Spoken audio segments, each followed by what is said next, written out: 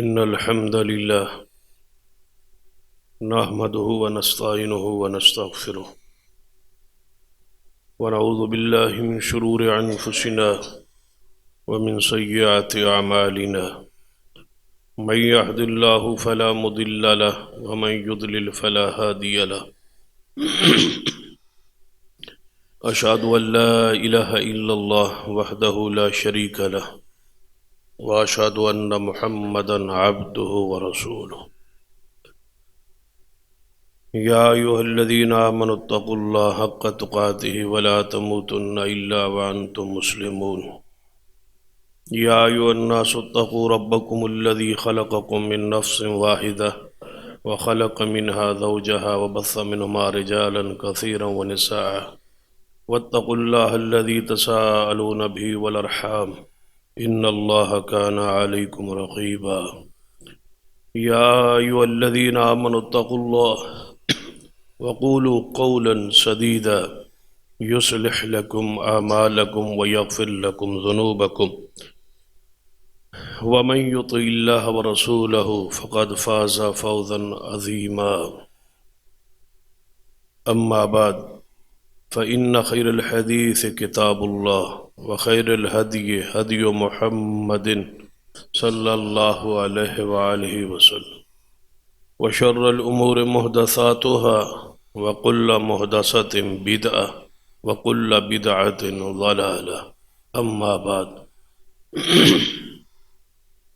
فأعوذ بالله السميع العليم من الشيطان الرجيم من همزه ونفخه ونفثه بسم الله الرحمن الرحيم وما أرسلناك إلا رحمة للعالمين رب اشرح لي صدري ويسر لي أمري واحلل عقدة من لساني يفقه قولي رب زدني علما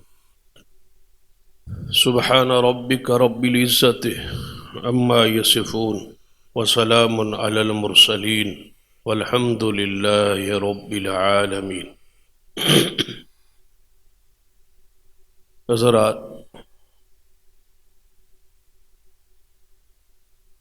گزشتہ دو خطبات دے اندر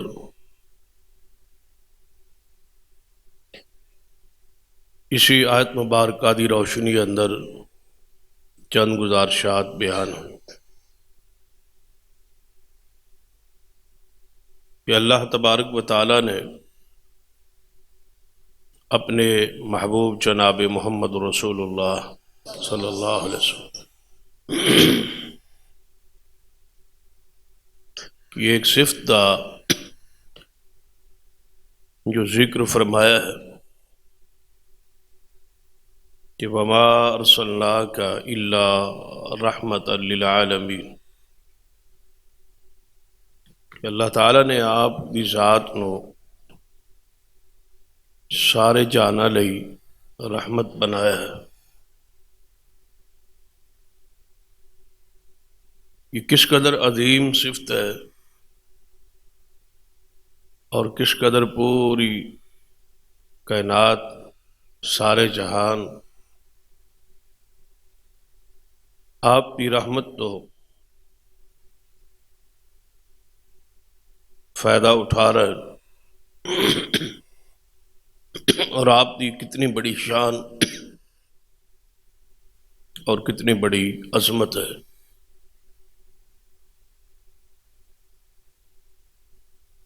اس آیت دی فہم لئی، سمجھ لئی ذرا دیکھیے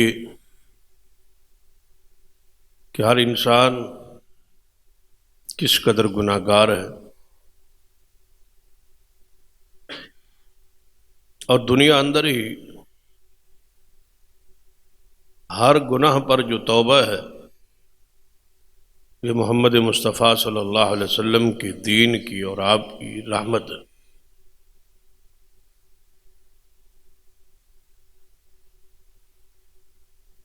ذرا توبہ کے سارے اسرار رموز کو پڑھی کہ انسان کتنا ہی گناہگار کیوں نہ ہوئے، خطا کار اور سیاہکار کیوں نہ ہو۔ بھلا دنیا کا کوئی ایسا مذہب لائیے جس اندر اس قدر آسانی اور رحمت ہے کہ جتنا بھی گناہ کر بیٹھو اس دنیا اندر پھر اس پر توبہ اور مغفرت اور رحمت۔ یا عبادی الذین اسرفوا علی انفسہم لا تقنطوا من رحمت اللہ وما ارسلناک الا رحمتا للعالمین۔ اے میرے بندو جو اپنی جانوں پہ ظلم کر بیٹھے ہو، اللہ کی رحمت سے نا امید نہ ہو۔ نبی علیہ السلام فرمایا کہ اگر کوئی شخص زمین تو لے کے آسمان تک جتنا خلا ہے گناہوں سے بھر دے اور اس کے بعد صدق دل سے اللہ سے معافی مانگ لے، اگر اس کے گناہ سمندر کی جھاگ کے برابر ہو، زمین و آسمان کے درمیان خلا جتنا ہے اتنا بھر بھی جائے گناہوں سے، تو اللہ تعالیٰ پھر بھی معاف کر دے۔ یہ بشارت، یہ رحمت محمد رسول اللہ صلی اللہ علیہ وسلم۔ وہ حدیث بھی ہر مومن دے دے علم چ ہے کہ 100 بندوں کا قاتل کتنا بڑا جرم ہے اور کتنی بڑی سزا ہونی چاہیے، لیکن اس کی معافی دی بشارت اور خبر ہم تک رسول اللہ نے پہنچا دی۔ اس پر 20 واقعات احادیث اندر موجود، اور جتنا یہ احسان ہے اور جتنی یہ رحمت ہے کہ انسان فطری طور پر کمزور بھی ہے اور گناہ گار بھی، اگر اس پر معافی نہ ہوتی تو بتاؤ ہم جینے کے لائق اور قابل نہ رہتے، اور مرنے کے لائق و قابل بھی نہ ہوتے، تو مر کے پھر کیا کریں؟ صراط اس کے بعد ہے، جہنم تو اس کے بعد ہے، آگ تو اس کے بعد ہے، قبر کی برزخی زندگی تو اس کے بعد ہے، تنگی اور جو عسر کی لمحات ہیں وہ تو بعد میں، تو کیا حالت ہوگی، کیا کیفیت ہوگی؟ لیکن سرور کائنات محمد رسول اللہ صلی اللہ علیہ وسلم نے بشارت دے دی، خبر دے دی کہ تمہارے گناہ اللہ معاف کرنے پر قادر ہے اور کرتا ہے۔ اس لیے نبی علیہ السلام نے بے شمار گناہوں کی معافی کے لیے ایسے ایسے اعمال بتلا دی کہ دنیا کے اندر ہی تمہارے گناہ مٹ جائے۔ مثلا حدیث سن لیجیے کہ سرور کائنات محمد رسول اللہ صلی اللہ علیہ وسلم نے ارشاد فرمایا، اذا امن الامام فامنوا، جب امام آمین کہے نماز کے اندر، اذا قال الامام غیر المغضوب علیہم ولا الضالین فقولوا آمین، فرمایا جب امام الضالین کہے تو تم آمین کہو، جب امام آمین کہے تو تم آمین کہو۔ فرشتے آسمان پر آمین کہتے ہیں، جب تم زمین پر آمین کہو گے فرشتے اسی وقت آسمان پہ آمین کہتے ہیں۔ جن بندوں کی آمین فرشتوں کی آمین سے مل گئی، اللہ ان کے پچھلے گناہوں کو معاف فرما دے۔ بتلائیے کیا کہا ہے آپ نے؟ آمین۔ اپنے عمل پہ دیکھی، وقت کتنا لگا، خرچ کتنا ہوا، وقت کتنا آپ کا صرف ہوا، صرف آپ نے کہا ہے آمین۔ معافی کتنی ہے، رحمت کتنی ہے، اس کی وسعت کا اندازہ لگائیے، اللہ تمہارے پچھلے گناہوں کو معاف کر دے۔ جس کی آمین فرشتوں سے مل گئی، کوئی وقت نہیں خرچ ہوا، آپ باوضو ہیں، مسجد میں موجود ہیں، کھڑے ہیں، آمین کہنی ہے، کچھ خرچ نہیں ہوا، لیکن اس پر رحمت کا اندازہ لگائیے کہ اللہ پچھلے گناہوں کو تعین نہیں کیا، سال کے، 2 سال کے، 4 سال کے، 10 سال کے، زندگی کے تعین نہیں کیا نبی علیہ السلام، صرف آمین پر. اور کتنی مرتبہ آپ نے آمین کہنی ہے یہ اندازہ ہے آپ. 17 رکعات فرائض کی تعداد ہے. 17، 5 نمازوں کے فرائض کی رکعات 17 ہے. تو 17 مرتبہ آپ نے آمین کہنی، سری نمازوں میں سری اور جہری نمازوں میں جہری. تو یہ بشارت، یہ خبر کہ جمعے پر 2 رکعات ہیں، آپ آمین کہیں تو گناہوں کی معافی کی بشارت. پھر عصر پر، پھر مغرب پر، پھر عشاء پر، پھر فجر پر. ذرا غور کرتے جائیں.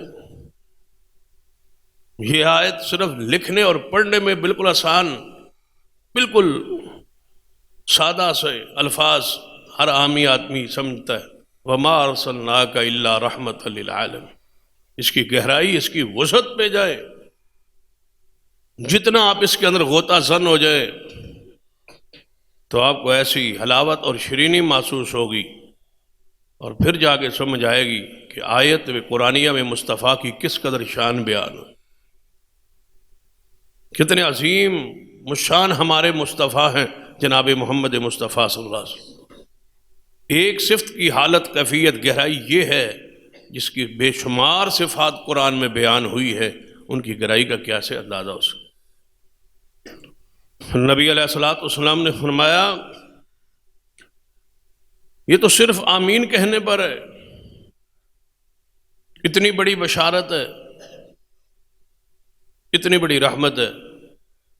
فرمایا ایک نماز دوسری نماز کے لیے کفارہ ہے. ایک نماز پڑھ کے گھر جاؤ گے، دوسری نماز تک جو گناہ ہو گیا اللہ معاف کر دے. ایک جمعہ دوسرے جمعے کے لیے کفارہ ہے. آج کا جمعہ پچھلے جمعے تک، گزشتہ جو جمعہ آپ نے پڑھا، درمیان ہفتے میں جتنے گناہ سرزد ہوئے اللہ تعالیٰ ان صغائر کو معاف کر دے. ایک ماہ رمضان دوسرے رمضان تک کفارہ ہے. سال کے گناہ، ماہ رمضان کے روزے، پچھلے ماہ رمضان کے روزے، درمیان میں جتنے گناہ ہوئے اللہ تبارک و تعالی معاف کر دے. صرف ماہ رمضان کے 30 روزے ہی نہیں، من صام رمضان ایمانا واحتسابا غفر له ما تقدم من ذنبه. جو ماہ رمضان کے روزے رکھ لے اللہ تعالیٰ اس کے گناہوں کو، پچھلوں کو معاف کر دے. من قام رمضان ایمانا واحتسابا غفر له ما تقدم من ذنبه. جو صرف ماہ رمضان کی تراویح پڑھ لے اللہ اس کے پچھلے گناہوں کو معاف کر دے گا. من قام لیلۃ القدر ایمانا واحتسابا غفر له ما تقدم من ذنبه. جو صرف لیلۃ القدر کو قیام کر لے اللہ تعالیٰ اس کے پچھلے گناہوں کو بھی معاف کر دے. یہ بشارت محمد مصطفیٰ صلی اللہ علیہ وسلم بیان کر رہے. گناہوں سے توبہ کے یہ رموز، یہ سارے حکمتیں محمد مصطفیٰ صلی اللہ علیہ وسلم نے بیان کر. پھر ذرا حج کے لیے چلی. نبی علیہ السلام نے کیا فرمایا کہ جو بندہ حج کرے اور فضولیات حج کے دوران نہ کرے، کوئی گناہ کا کام نہ کرے، خالص حج مبرور، نیکیوں سے بھرپور حج جس میں کوئی نافرمانی نہ ہو، کوئی جھگڑا لڑائی نہ ہو، تو اللہ تعالیٰ اس حاجی کو ایسے معاف کرے گا، ایسے صاف کرے گا، ایسے گناہ مٹائے گا جیسے وہ آج ماں کے بطن سے، پیٹ سے پیدا ہوا. یہ بشارت کس کی ہے؟ محمد مصطفیٰ صلی اللہ علیہ وسلم. یہ بلا دل میں خیرخائی نہ ہو، پیار نہ ہو، محبت نہ ہو. آپ کو ساری کائنات سے بڑھ کے چاہنے والے محمد مصطفیٰ صلی اللہ علیہ وسلم نہ ہوں تو ایسی سعادتیں اور ایسی رحمتیں اور ایسے انعامات اور ایسے پیکج کون دیتا ہے؟ یہ محمد مصطفیٰ صلی اللہ علیہ وسلم کی وہ رحمت ہے. صرف ایک گناہ کا تعین کیا ہے، شرک. فرمایا اس پہ نہ مرنا. شرک پہ نہ مرنا. ایک تو ہے کہ موت سے پہلے توفیق مل جائے، شرک بھی کیا ہو، بدعت کی ہو، کوئی گناہ کیا ہو، دنیا میں توبہ کی توفیق نصیب ہو جائے، سارے گناہ مٹا دیے جائے. لیکن اگر حالت شرک میں مرا نہ ہو، موت نہ آئی ہو، گناہ ہوں لیکن شرک نہ ہو، تو اللہ تعالیٰ قیامت والے دن بھی شرک کے علاوہ سارے گناہوں کو مٹائے. نبی علیہ الصلوۃ والسلام نے فرمایا میں محمد مصطفیٰ صلی اللہ علیہ وسلم اللہ کے سامنے سجدہ ریز ہوں گا. وہ لمبا سجدہ، وہ طویل ترین سجدہ کس کے لیے ہے؟ آپ کے لیے. حضور تو مغفور ہے، وہ تو بخشے، وہ تو جنت کے وارث ہے، ان کے لیے تو مقام الوسیلہ ہے، جنت میں محل بن چکا ہے، رسول اللہ کے لیے تیار ہو چکا ہے. آپ میدان معاشر میں کیوں تڑپ رہے ہیں اور رو رہے ہیں اور لمبا سجدہ فرما رہے ہیں؟ 7 دن 7 راتوں پر مشتمل سجدہ ہے. کس کے لیے؟ آپ کے لیے. اب رحمت نہ ہو، خرخائی نہ ہو، پیار نہ ہو، انس نہ ہو، غمخاری نہ ہو، غم گساری نہ ہو، وہ جو رحمت کے معنی پہلے خطبے میں بیان کیے تھے، اگر وہ نہ ہوں تو اتنا لمبا سجدہ کسی کے لیے کون کرتا ہے؟ یہ محمد مصطفیٰ صلی اللہ علیہ وسلم. اور حشر کے میدان میں جہاں سورج قریب ہے، ہاتھ اوپر کرے تو سورج سے ٹکرا جائے، زمین تانبے کی پگھلی ہوئی، بندہ پسینے میں شرابور ہے، کوئی پانی نہیں ہے، کوئی سایہ نہیں ہے، کوئی درخت، کوئی برآمدہ، کوئی کمرہ، کوئی ہوا کا تصور وہاں نہیں ہے کہ ٹھنڈی ہوا آپ کو محسوس ہو. رب نفسی کا آوازہ اور للکارا ہے. کوئی انسان ایسا نہیں جو رب نفسی نہ کہہ رہا ہو، حتیٰ کہ آپ حیران ہوں گے کوئی نبی ایسا نہیں ہوگا جو رب نفسی نہ کہہ رہا ہو.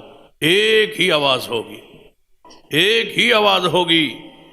ساری مخلوقات اللہ کے سامنے ہے. انبیاء علیہ السلام گھٹنوں کے بل انبیاء علیہ السلام کی زبان پاک سے رب نفسی، آدم، ابراہیم، نوح، عیسیٰ ابن مریم، موسیٰ کلیم اللہ جیسے ہستی و شخصیات رب نفسی، رب نفسی. اللہ ہماری جان، ہماری جان، ہماری جان. بندوں کی بھی یہی ہے، عام انسانوں کی حالت کیفیت بھی یہی ہے. رسول رحمت بھی یہی فرما رہے، رسول رحمت کے علاوہ سارے انبیاء بھی یہی فرما رہے، رب نفسی، رب نفسی، رب نفسی. ایک ہستی، ایک شخصیت، ایک آواز پورے حشر کے میدان میں ہے کہ رب امتی، وہ صرف آواز محمد مصطفیٰ صلی اللہ علیہ وسلم. اندازہ لگائیے، وما ارسلناک الا رحمۃ للعالمین. یا اللہ میری امت، یا اللہ میری امت، یا اللہ میری امت کو بچا لے. یہ کون فرما رہے ہیں؟ محمد مصطفیٰ صلی اللہ علیہ وسلم. سارا جہان تو رب نفسی کہہ رہا ہے، انبیاء کا عالم بھی یہی ہے، مجھے مجھے مجھے مجھے بچاؤ. لیکن محمد مصطفیٰ صلی اللہ علیہ وسلم آپ کا ذکر، آپ کو یاد کر رہے، تو کیا دل نہیں کرتا؟ اللہم صلی علی محمد وعلی آل محمد. کیا دل کی گہرائی سے یہ بندے کا دل نہیں کرتا کہ ان حدیث کو پڑھ کے اور سن کے اور سمجھ کے بھی ساختہ زبان سے نکلے اللہم صلی علی محمد وعلی آل محمد، اللہم بارک علی محمد وعلی آل محمد صلی اللہ علیہ وسلم. کہ اس حالت اور اس عالم میں ہمیں یاد رکھا جا رہا. نبی علیہ السلام نے فرمایا اگر میں کہیں بھی نہ ملا تو عائشہ میزان کے پاس میں کھڑا ہوں گا، میزان کے پاس ہوں گا، جہاں میری امت کے اعمال کو تولا جا رہا ہوگا میں وہاں آ جاؤں گا، وہاں کھڑا ہوں. جہاں سب سے مشکل مرحلہ ہوتا ہے وہاں کوئی حمیتی آ جائے، وہاں کوئی درد دل رکھنے والا آ جائے، وہاں کوئی پیار کرنے والا آ جائے، وہاں کوئی حوصلہ دینے والا آ جائے. جب اعمال کو تولا جا رہا ہو، رسول اللہ سامنے ہو، کتنا بڑا حوصلہ ہو. تو فرمایا میزان کے پاس آ جاؤں گا، الصراط کے پاس آ جاؤں گا، جہاں وزن ہو رہا وہاں آ جاؤں گا. پھر آپ نے فرمایا کہ حوض کوثر پر جام پلانے کے لیے، یہ کتنی بڑی رحمت، جہاں پانی نہ ہوگا، پیاس لگی ہوگی، ہر بندہ پیاس میں ہانک رہا ہوگا، زبان جیسے باہر نکلی ہوتی ہے، یہ کیفیت ہوگی، اور پھر اپنے ہاتھ اور اپنے حوض سے پانی پلانا، اس سے بڑی رحمت کیا ہوگی؟ فرمایا پانی پلاؤں، اور میرے ہاتھ سے جو پانی پی لے گا حوض سے، وہ 50,000 سال دوبارہ اس کو پیاس نہیں لگے۔ لے آؤ کوئی ایسا پانی، کوئی ایسی رحمت، کوئی ایسا پیاس بجھانے والی، کوئی ایسا اکسیر، کوئی تحفہ کوئی لے آؤ جو اللہ تعالی محمد مصطفیٰ کو عطا کیا ہے اور مصطفیٰ اپنی امت میں تقسیم فرمائے۔ جام کوثر سے بڑی رحمت کیا ہو سکتی؟ نبی رحمت صلی اللہ علیہ وسلم نے فرمایا پھر مجھے اللہ تعالیٰ شفاعت کا حق عطا کرے، اجازت دے گا، اذن دے گا، پھر میں سفارش کروں گا۔ اور آپ نے فرمایا جس بندے کے دل میں ذرہ برابر، ایک رتی برابر، ذرہ برابر ایمان ہوگا، میں محمد اس کے لیے سفارش کرتا رہوں گا۔ آخری ذرہ برابر ایمان والا بندہ جب تک جنت میں نہیں نہ جائے گا، میری سفارش جاری رہے گی۔ یہ رسول اللہ صلی اللہ علیہ وسلم کی شفاعت سے بڑی رحمت کیا ہو سکتی؟ شافع بھی ہیں، اشفت و شفع کے مقام پر ہیں، سفارشی بھی ہیں، اور سفارش وہ ہے جو اللہ نے قبول کرنے کی خبر دے رکھی ہے، گارنٹی دے رکھی ہے کہ آپ مانگیں گے اور میں اللہ عطا کروں وہ سفارش۔ اللہ اس حدیث پہ غور کیجیے، لکل نبی دعوت مستجابہ، اللہ تعالیٰ نے ہر نبی کے لیے ایک دعا کی اجازت دی۔ ہر دور میں ہر نبی جو بھی آیا، اللہ تعالیٰ نے ہر نبی کو یہ آفر دی، یہ پیغام دیا کہ ایک دعا جو آپ مرضی کر لیں میں قبول کروں۔ ہر نبی نے اس اجازت کے بعد دعا مانگنے میں رسول اللہ نے فرمایا جلدی کی،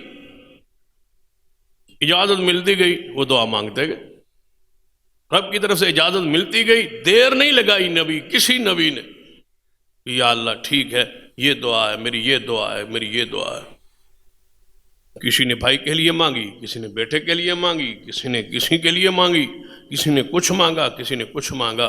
رسول اللہ فرماتے ہیں آخر پہ باری آ گئی میری، جب مجھے اللہ نبوت سے سرفراز کیا، فرمایا اے محبوب جناب محمد صلی اللہ علیہ وسلم، ہر نبی کو ہر اس کے دور نبوت میں ہم نے اجازت دی تھی ایک دعا کی، آپ بھی میرے رسول ہیں اور میرے حبیب ہیں، ایک دعا جو آپ چاہیں، جب چاہیں، جس وقت چاہیں اور جو چاہیں مانگ لیں، جو چاہیں جب چاہیں، ایک دعا ہماری طرف سے آپ کو کھلی آفر ہے، جو چاہیں جب چاہیں آپ مانگ لیں ہم عطا کریں گے۔ رسول اللہ صلی اللہ علیہ وسلم فرمایا جدوں مینوں اللہ نے اختیار دیتا نا تو میں اپنی دعا کو فوری نہیں مانگا، میں نے کہا یا اللہ قیامت والے دن مانگوں گا، یہاں نہیں مانگتا۔ اختیار دیا نا کہ جب چاہیں، تو پھر جب چاہے کے اندر میں دنیا میں مانگتا ہی نہیں۔ تڑپ تھی نا کہ ابو طالب کلمہ پڑھ لے، اور بڑی تڑپے تھی، خواہشی تھی، چاہتے تھی، ضرورت تھی، نہیں مانگا۔ فرمایا وہ میری اختیاری دعا، وہ میری دعا جو اللہ نے مجھے اختیار دیا ہے، میں نہیں مانگتا، اللہ قیامت والے دن مانگوں گا۔ اور کس کے لیے؟ اپنی امت کے لیے، پوری امت کے لیے۔ جامع دعا مانگ لوں گا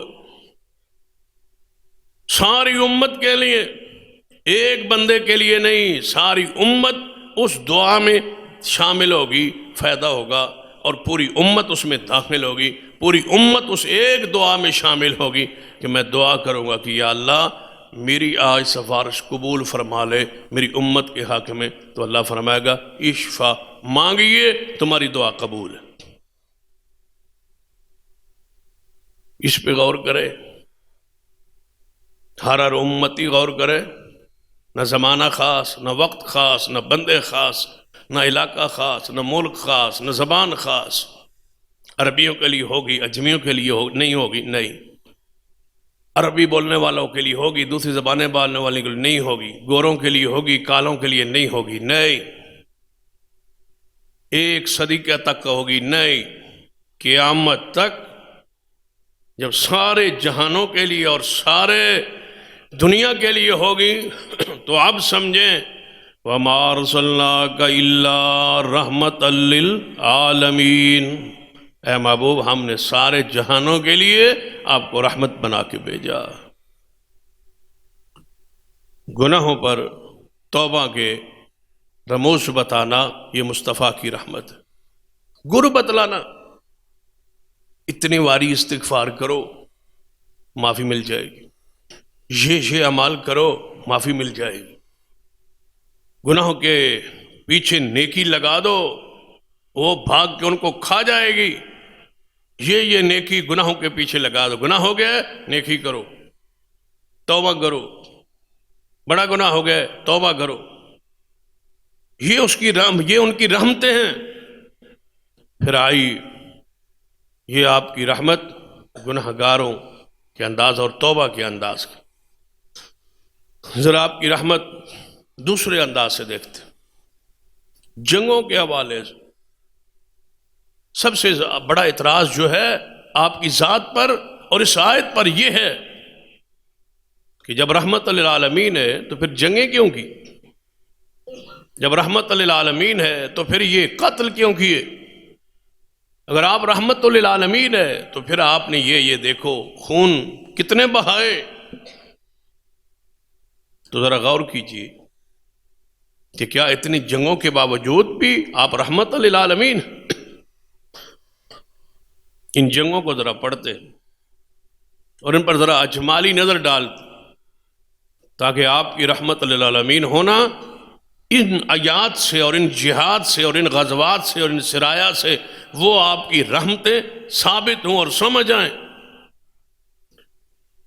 ہم دیکھتے ہیں تو بدر کا جو غزوہ ہے، جو پہلا اسلامی غزوہ ہے، یہ کہاں برپا ہو؟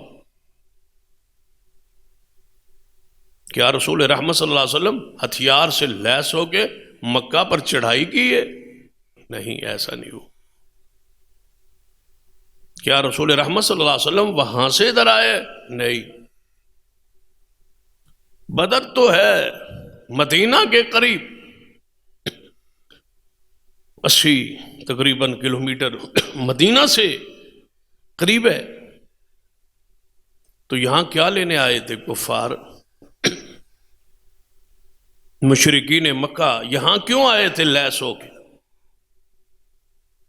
نبی علیہ السلام کی یہ جنگ ان پہ حملہ کے طور پہ ہے یا اپنے دفاع کے طور پر ہے؟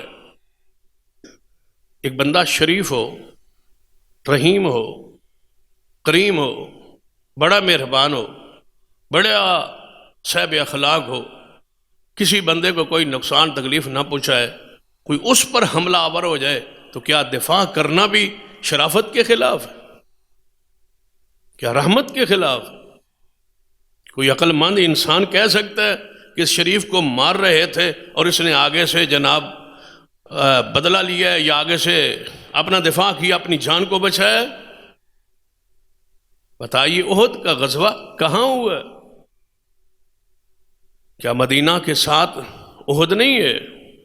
آنے والے مکہ سے 450 جناب میل کلومیٹر چل کے مدینہ پر حملہ آور ہوئے، رسول اللہ تو دفاع کے لیے نکلے۔ خندق کہاں ہوا؟ خندق کہاں کھودی گئی؟ مدینے میں۔ کفار مکہ یہاں پہنچ گئے تھے۔ آپ کی ساری جنگیں دفاع کے طور پر ہیں۔ تبوک کو دیکھیے، تبوک کی طرف نکلنا، رومیوں کے لشکر تیار تھے اور حملہ آور ہونے والے تھے، تو رسول اللہ نے دفاعی صورت یہ اختیار کی. مکہ مکرمہ میں یہ تو حق مصطفیٰ کا تھا، شہر مصطفیٰ کا تھا، وطن مصطفیٰ کا تھا، علاقہ مصطفیٰ کا تھا، آبائی یہ شہر تھا، یہاں سے ظلمن نکالا گیا.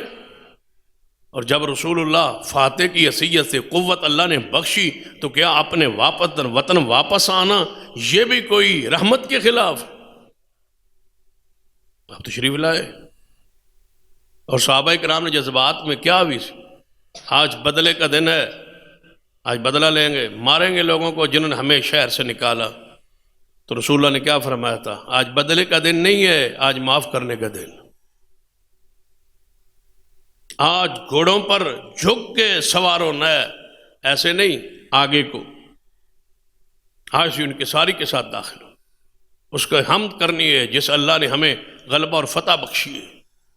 پھر آپ نے فرمایا میرے صحابہ سن لو، آج ہم مکہ شہر میں داخل ہو رہے ہیں. جو بندہ بیت اللہ کے اندر داخل ہو جائے اس کو کچھ نہیں کہنا. جو بیت اللہ کے اندر داخل ہو کے پناہ لے لے اسے نہیں مارنا.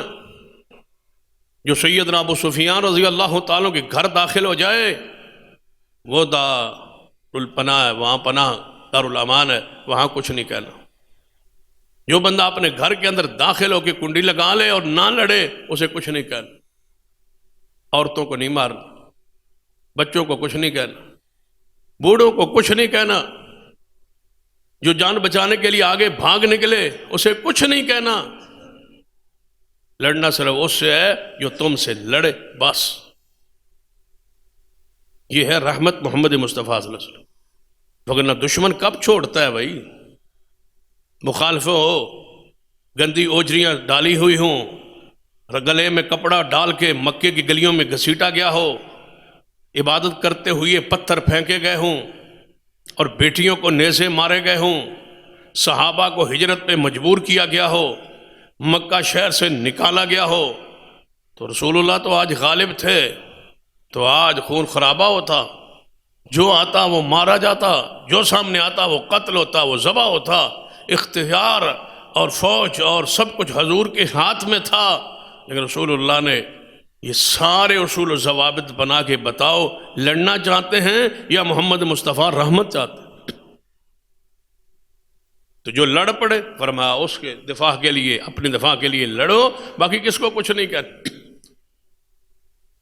پھر ذرا بتلائی حضور کی آمد سے پہلے، حضور کی بعثت سے پہلے یہ قیدی بنانا اور غلام بنا لینا، عورتوں کو لونڈیاں بنا لینا، یہ تصور، اس پر احسان اور نیکی کرنا، اس کا تصور اسلام سے پہلے نہیں تھا.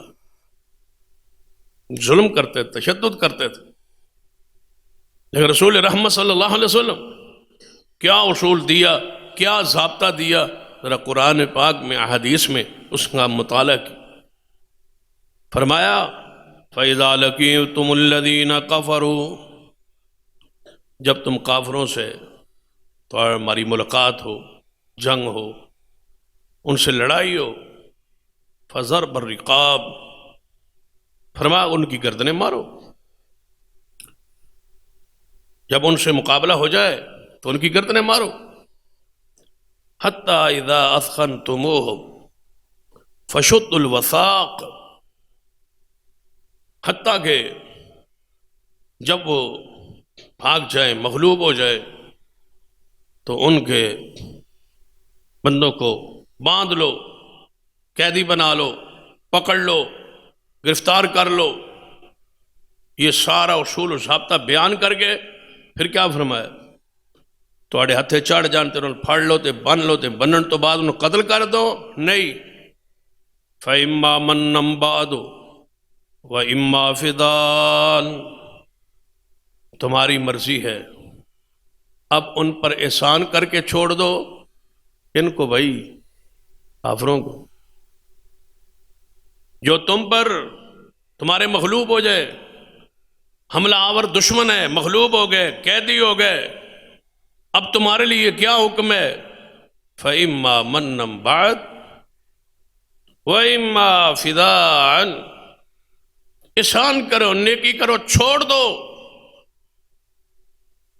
یہ تصور نہیں تھا اسلام سے پہلے کہ غلام بنا کے مغلوب لوگوں کو، قیدیوں کو، دشمنوں کو چھوڑ دینے کا تصور نہیں تھا۔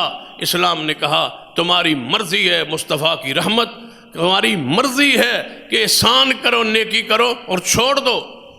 وَإِمَّا فِدَاءً، اگر مفت میں نہیں چھوڑ سکتے تو فدیہ لے کے چھوڑ دو، ہرجانہ جرمانہ لے کے چھوڑ دو، محمد مصطفیٰ کی طرف سے اجازت۔ یہ تصور نہیں تھا اسلام سے پہلے۔ بھلا جنگ میں ایسا کون کرتا ہے؟ سرور کائنات محمد رسول اللہ صلی اللہ علیہ وسلم بدر کے موقع پر لوگ قیدی تھے حضور خیمے میں، تو آپ کے چچا عباس قید میں تھے، مسلمان اس وقت نہیں تھے، تو ان کو باندھا گیا، گرفتار ہو گئے نا، باندھا گیا، تو رسیاں درخت کس کے بند دیتی آگ، تو چاچا دے کرہن دی، رات نو حضور نو آواز ہے۔ آپ نے فرمایا میرے صحابہ ایسے لگتا ہے کہ میرے چاچا کی آواز ہے، گرفت میں ہے، قید میں ہے، باندھا ہوا ہے، فرمایا میرے چاچا کی آواز ہے، جاؤ سنو، دیکھو میرے چاچا ہے۔ جی ہاں یا رسول اللہ صلی اللہ علیہ وسلم، تمہارا چاچا ہی ہے۔ فرمایا ان کی ذرا رسیاں ڈھیلی کر دو، میں محمد کو نیند نہیں آ رہی، ان کی رسیاں ڈھیلی کر دو، سخت باندھا ہوا ہے میرے چاچا، اس کی رسیاں ڈھیلی کر۔ صحابہ آئے، یا رسول اللہ ہم نے رسیوں کو ڈھیلا کر دیا ہے۔ فرمایا باقی قیدیوں کی کیا حالت ہے؟ فرمایا وہ تو اس طرح جکڑے باندھے ہو گئے ہیں۔ فرمایا پھر سب کی رسیاں ڈھیلی کر دو تاکہ محمد کو سکون کی نیند آ جائے صلی اللہ علیہ وسلم۔ وَمَا أَرْسَلْنَاكَ إِلَّا رَحْمَةً لِلْعَالَمِينَ، سارے جانوں کے لیے رحمت تو محمد مصطفیٰ صلی اللہ علیہ وسلم۔ اس آیت کو پڑھی، رسول اللہ کی شان کو قرآن کی روشنی میں سمجھی۔ قرآن جانتا ہے، رب جانتا ہے مصطفیٰ کی شان کیا ہے، مصطفیٰ کا مقام کیا ہے۔ اس لیے ہم کہتے ہیں قصوں کہانیوں سے جان چھڑاؤ، قرآن اور حدیث کا مطالعہ کرو، حضور کی وہی شان بیان کرو جو اللہ نے بیان کی ہے۔ اللہ کے علم میں ہے شان مصطفیٰ کیا ہے، مقام مصطفیٰ کیا ہے۔ اللہ نے کوئی کمی چھوڑی ہے حضور کی شان بیان کرنے کی؟ اسی پر ساری زندگی بسر کرتے رہو۔ وَمَا أَرْسَلْنَاكَ إِلَّا رَحْمَةً لِلْعَالَمِينَ، اس آیت کو تشریح و توضیح میں زندگی بسر کر دو، تمہاری زندگی ختم ہو جائے گی، اس آیت کی گہرائی اور وسعت ختم نہیں ہو۔ یہ ہے محمد مصطفیٰ صلی اللہ علیہ وسلم۔ فدیے کی حالت دیکھنی ہے، آپ کے سامنے فدیہ آیا ہوا ہے، چھوڑ دو ہمارے قیدی، یہ لے لو، آپ پیسہ لے لیں، مال لے لیں، ہمارے قیدی چھوڑ دیں۔ آپ کا داماد ہے ابو العاص ہے رضی اللہ تعالی عنہ، یہ بھی قید میں تھے، بدر میں یہ بھی آئے تھے، بعد میں اسلام میں داخل ہوئے۔ رسول اللہ کے سامنے ان کے عوض، ان کے فدیے کے طور پر ان کی بیوی نے، زوجہ نے، اور رسول اللہ کی بیٹی نے، زینب نے اپنا ہار وہ بھیجا جو تحفۃً باپ نے، رسول اللہ نے ان کو دیا۔ سیدہ خدیجہ کا وہ ہار جو رسول اللہ نے تحفے میں اپنی بیٹی کو رخصتی کے وقت دیا تھا، وہ سونے کا ہار رسول اللہ کے سامنے آیا فدیے کے طور پر۔ رسول اللہ نے دیکھا تو آنسو برسے۔ آپ نے فرمایا میرے صحابہ اگر رائے دیتے ہو، مشورہ دیتے ہو تو کیا میں بیٹی کا ہار واپس کر کے اپنے داماد کو رہا کر دوں؟ میں محمد نہیں چاہتا کہ بیٹی کے ہار کو بطور فدیہ رکھ لوں۔ صحابہ کہنے لگے یا رسول اللہ میں تو کوئی اعتراض نہیں، تو خوش ہے اس بات پر۔ آپ نے فرمایا ابو العاص میرے داماد، جی یا رسول اللہ صلی اللہ علیہ وسلم۔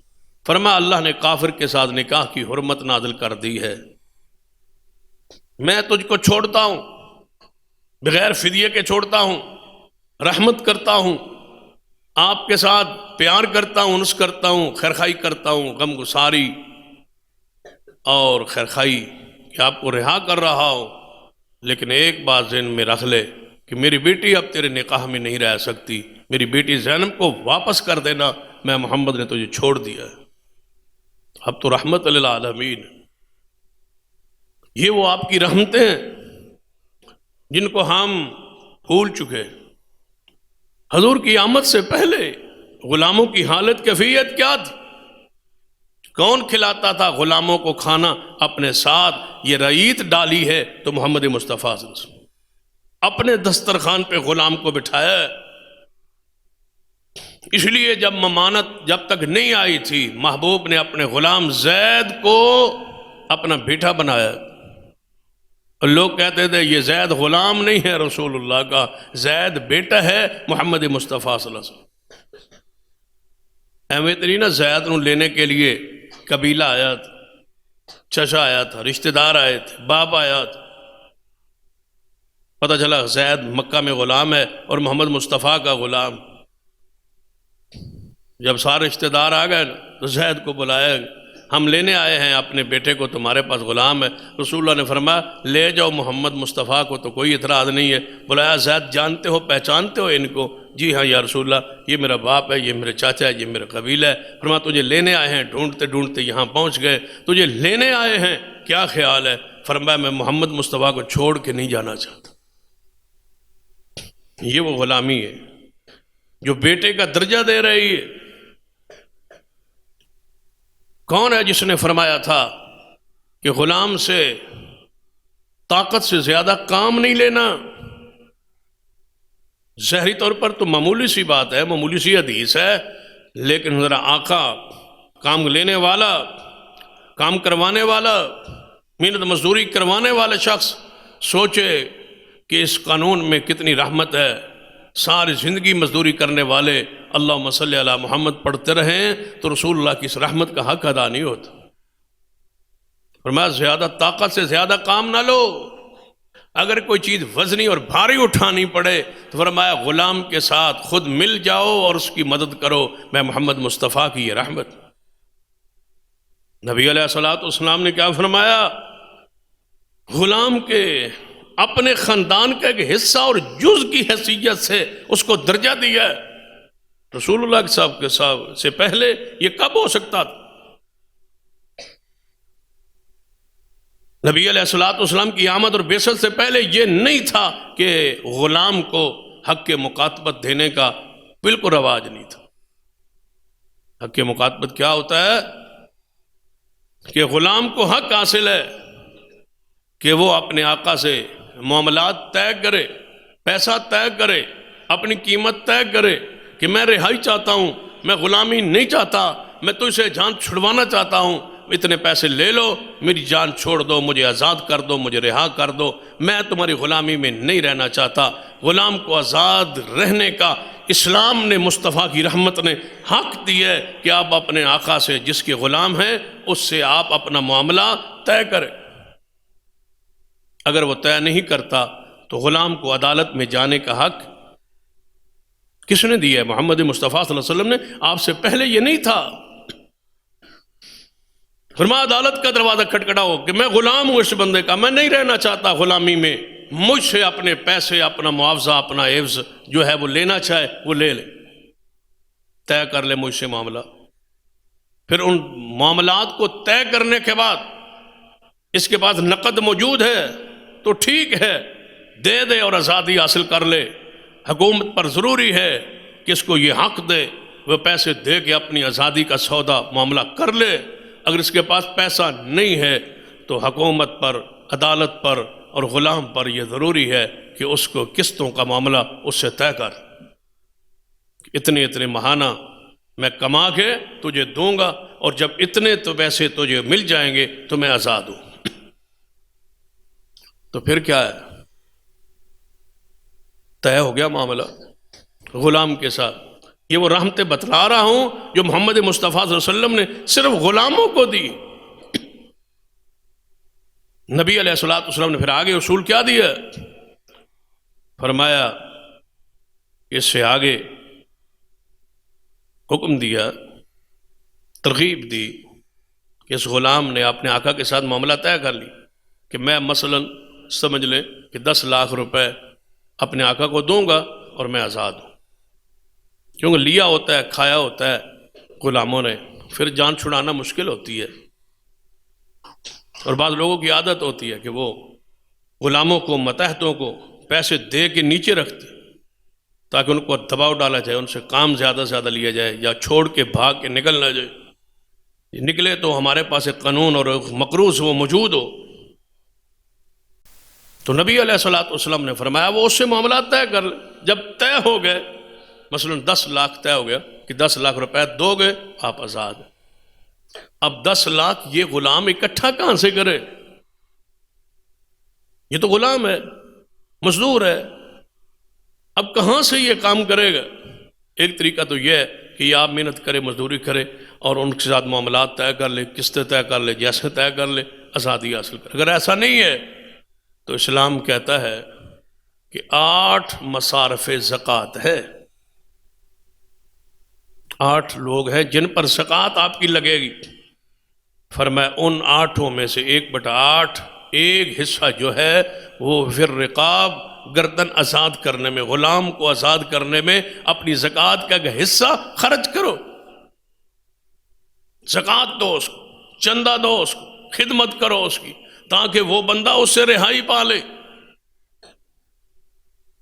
ایک اور پتہ کیا بدلا ہے؟ جس نے آزاد کرنا ہے، جنہیں بندے نے 10 لاکھ لے کے تے انہوں آزاد کرنا ہے، فرمایا اپنی زکوٰۃ اپنے پاس ہی رکھ لے، اپنی زکوٰۃ اپنے پاس ہی رکھ کے کہے کہ میری زکوٰۃ اتنی بنتی تھی، میں نے وہ رکھ لی تجھے دے کر، تم میری طرف سے آج کے بعد آزاد ہے، اسلام تیری زکوٰۃ کو بھی قبول کر لے۔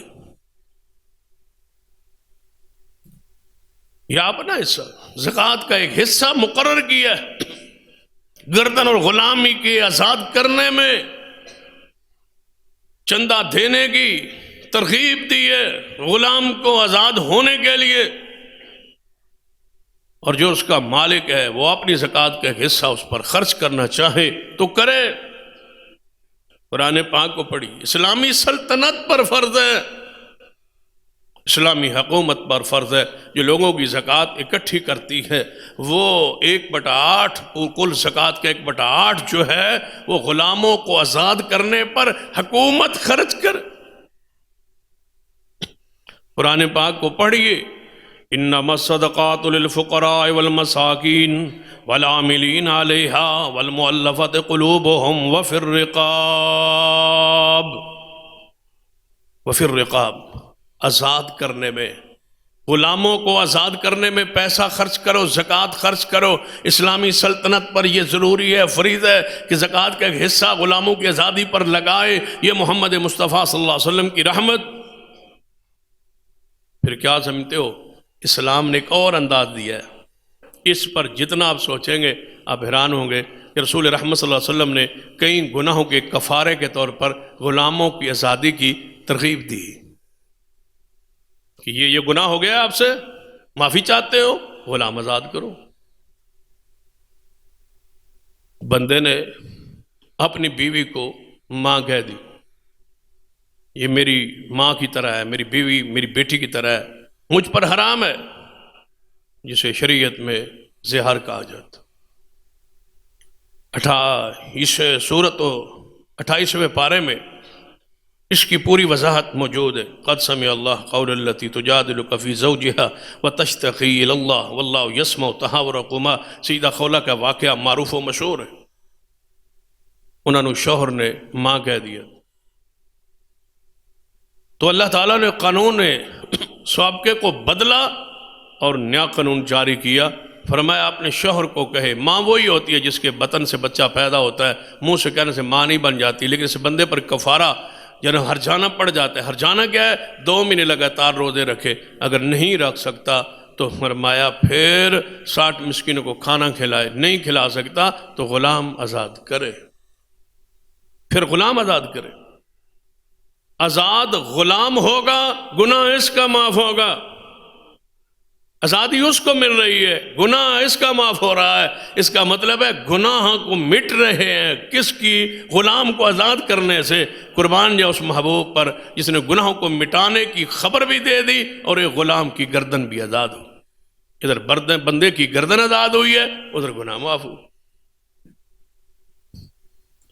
ایک بندے نے، حدیث نہیں ہے وہ مشہور، کہ روزے کی حالت میں اپنی بیوی کے قریب چلا گیا، روزہ توڑ بیٹھا، تو نبی علیہ السلام نے کیا فرمایا؟ 2 مہینے لگاتار روزے رکھ، اگر نہیں طاقت تو کیا کر؟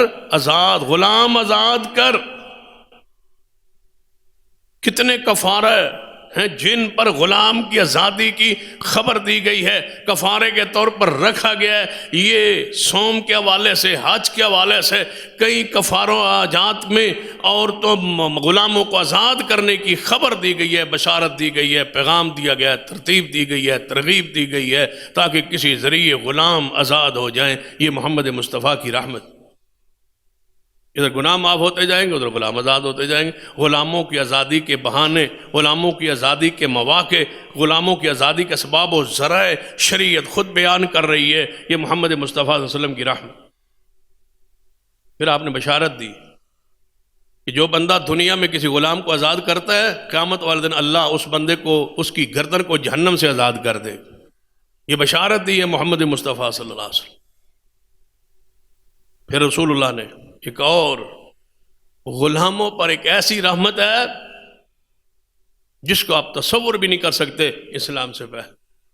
ایک بندے کا غلام ہے اور اس بندے کا کوئی وارث نہیں ہے، وارث ہی نہیں، بیٹا نہیں ہے، باپ فوت ہو چکا ہے، چاچے فوت ہو چکے، کوئی رشتہ دار قریبی رہا ہی نہیں۔ ایسا ہوتا ہے اور ایسا ہوا ہے، امر واقع موجود ہے ہمارے اپنے ضلع میں اور علاقے میں، ایسے کئی واقعات موجود ہیں۔ بندے کو پتہ ہی نہیں ہوتا، سویرے اٹھتا ہے تو کئی مربع زمینوں کا وہ مالک ہوتا ہے، وارث جو ہیں سارے قریبی ختم ہو گئے ہوتے ہیں۔ اچانک بندے کو پتہ چلتا ہے کہ میرے علاوہ قریبی رہ ہی کوئی نہیں گیا، کتنی پشتوں کے بعد اس کا کوئی تعلق بنتا ہے اور وہ زمینوں کا مالک بن جاتا ہے۔ ایسے واقعات موجود۔ رسول اللہ کیا فرماتے ہیں کہ جس کا کوئی وارث نہیں، میں اس کے غلام کو وارث ٹھہراتا ہوں۔ وارث ہے ہی کوئی، رشتہ دار کو نہیں رہا، تو آقا کا وارث اب کون ہوگا؟ چاہیے تو یہ کہ اسلامی حکومت اس مال کو اپنی تحویل میں لے لے کہ اس کا رشتہ دار کوئی نہیں، اس کا کوئی قریبی نہیں ہے، تو لہٰذا جو رہا نہیں ہے، اقرب فالاقرب کا جو اصول وراثت ہے وہ اس پر لاگو نہیں ہوتا، کوئی رشتہ دار ہے نہیں، لہٰذا حکومت اس کو اپنی تحویل میں لے لے۔ اگر اس کا غلام موجود ہے تو سارے مال کا وارث اس کا غلام ہوگا، اور اگر غلام کا کوئی وارث نہیں ہے تو اس کا آقا اس کا وارث ہوگا۔ جاؤ اسلام سے پہلے کوئی مذہب، کوئی دین، کوئی شریعت ایسی پڑھ لو جس میں یہ ہو، بلکہ غلاموں کے گھر رشتہ داری گانٹنے کا، جوڑنے کا اسلام سے پہلے کوئی تصور ہی نہیں تھا۔ کون دیتا تھا؟ کوئی بڑا سردار، بڑا جاگیردار کون دیتا تھا اپنی بیٹی، اپنے رشتہ دار خاتون کا رشتہ ایک غلام کو کون دیتا تھا؟ یہ کس نے سب سے پہلے اس بری رسم کو توڑ کے رحمت مصطفیٰ نے سامنے کی، اور اپنی سگی پھپھو کی بیٹی زینب کا رشتہ اپنے غلام زید سے کر کے پورے بری رسم کو توڑ کے مصطفیٰ نے اپنی رحمت کو ظاہر کیا۔ اور ایک دفعہ پورا معاشرہ ہل گیا سی، پورا مکہ شہر میں عجیب ہلچل تھی۔ رسول اللہ نے فرمایا اپنی پھوپھو کی بیٹی کو کہ تیرا نکاح میرے غلام سے ہوگا۔ تو زینب بھی ایک دفعہ پریشان تھی، یا رسول اللہ وہ تو غلام ہے، سنا ہی نہیں تھا نا، تصور ہی نہیں تھا نا کہ ایسا بھی ہو سکتا ہے۔ زینب نے کہا یا رسول اللہ میرا تو ذہن نہیں مانتا، ایک غلام کے ساتھ ایک قریشی خاتون، ایک سیدہ خاتون، ایک ہاشمی خاتون، حضور کی پھوپھو کی بیٹی، اس کا نکاح ایک غلام سے، یا رسول اللہ ذہن نہیں مانتا۔ جب ذہن نہیں مانتا پھر ذہن کی صفائی کے لیے آیت مبارکہ آئی، کیونکہ ساری میل کچیل قرآن سے ہی ختم ہوتی ہے۔ پھر قرآن پاک آیا وَمَا كَانَ لِمُؤْمِنٍ وَلَا مُؤْمِنَةٍ إِذَا قَضَى اللَّهُ وَرَسُولُهُ أَمْرًا أَن يَكُونَ لَهُمُ الْخِيَرَةُ مِنْ أَمْرِهِمْ وَمَنْ يَعْصِ اللَّهَ وَرَسُولَهُ فَقَدْ ضَلَّ ضَلَالًا مُبِينًا۔ دینا، اے میرے محبوب جی زینب سے فرما دیجئے جے تو انو یہ فیصلہ قبول نہیں نا تو سانو تیرا ایمان ہی قبول۔ پھر ہوا نکاح زینب کا غلام سے، برات آ رہی ہے، دولہا غلام ہے اور دلہن محمد مصطفیٰ کی پھپھو کی بیٹی۔ اس سے بڑی رحمت، وما ارسلناک الا رحمت للعالمین، رحمت للعالمین کی اس کے بڑی مثال کیا ہوگی؟ پھر آپ نے اپنی لونڈیوں کو آزاد کر کے نکاح کا پیغام دیا، فرمایا لونڈیوں اپنے پاس تم بیوی کی حیثیت سے رکھ سکتے ہو یا انہیں آزاد کر کے ان سے نکاح کر لو۔ یہ رسول اللہ صلی اللہ علیہ وسلم نے خبر دی، اسلام سے پہلے یہ نہیں تھا۔ اپنی ہی لونڈی کو آزاد کر کے نکاح کرنے کا تصور اسلام سے پہلے نہیں تھا، یا آزاد کر کے اس کا کہیں اور نکاح کرنا کا تصور پہلے نہیں تھا۔ جو مصطفیٰ نے پھر کب دیتے تھے غریبوں کو منصب امامت، کب دیا جاتا تھا ان کو عہدہ اور منصب؟ رسول اللہ نے جاتے جاتے دنیا سے آخری لشکر جو روانہ کیا تھا اس کا سپہ سالار کس کو بنایا تھا؟ زید بن حارثہ کے بیٹے اسامہ کو، جن کی عمر صرف 17 سال تھی۔ خالد بن ولید جیسے کمانڈر ان کے زیر کمان تھے۔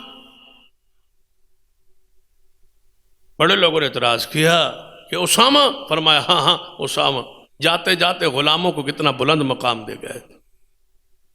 فرمایا زید بن حارثہ کا بیٹا اسامہ 17 سال کا ہے، یہ کمانڈر ہو، روم کی طرف لشکر جا رہا ہے، سپر طاقت سے لڑنے جا رہا ہے، 17 سال کا جوان ہے۔ رسول اللہ چاہتے تھے جاتے جاتے غلاموں کو یہ منصب، یہ عہدہ نہ دینے کا جو رواج ہے یہ محمد مصطفیٰ کے ہاتھ سے ٹوٹ جائے۔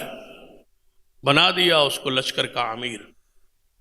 صحابہ اعتراض تو نہیں کر سکتے تھے۔ حضور اللہ کا امر، قافلہ مدینے سے باہر نکلا، حضور بیمار ہو گئے، قافلہ انتظار میں رک گیا، حضور وفات پا گئے، قافلہ واپس آ گیا، جا ہی نہ سکا۔ اب صدیق خلیفۃ المسلمین بنے، آپ نے فرمایا لشکر اسامہ تیاری کرے، جس کو حضور تیار کر چکے تھے وہ لشکر چاہے۔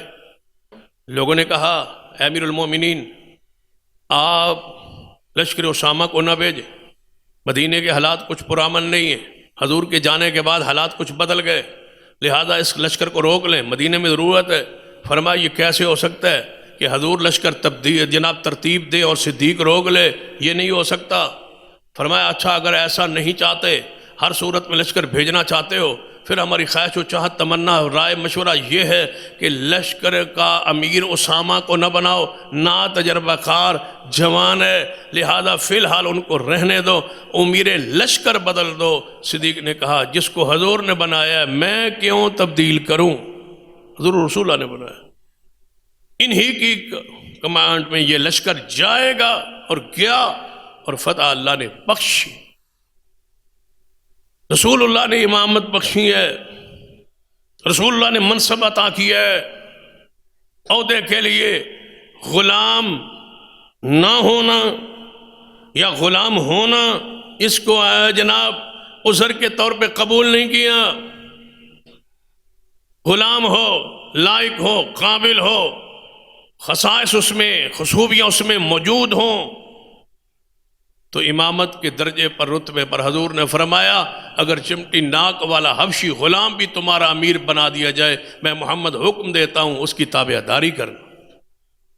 یہ ہے رسول اللہ صلی اللہ علیہ وسلم، یہ ہے وما ارسلناک الا رحمت للعالمین، جس نے غلاموں کو یہ مقام، یہ شرف، یہ عزت بخشی ہے۔ انشاءاللہ آئندہ جمعے سے آگے اسی آیت کی روشنی میں چند گزارشات عرض کریں گے۔